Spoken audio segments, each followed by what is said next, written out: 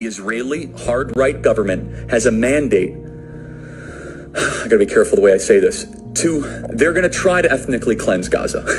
Yep. I mean, I don't use that term lightly, okay? They're talking about basically removing 2.5 million people from there, okay?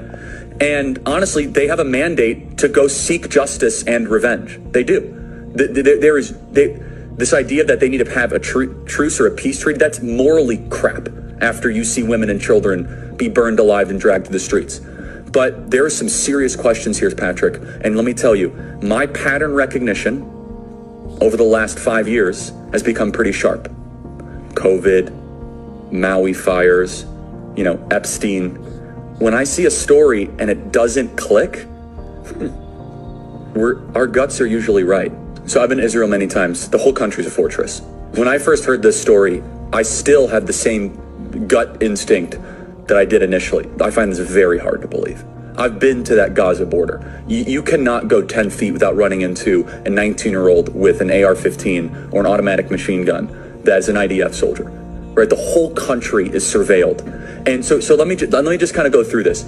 We don't talk about Israeli politics very often, and most Americans don't know this. The last 9 months, Israel is on the brink of civil war. It's not an exaggeration. This judicial stuff, there were hundreds of thousands of Israelis taking to the streets because Bibi Netanyahu was basically redefining the Israeli constitution. That's not an exaggeration, right? He said the judicial branch has too much power.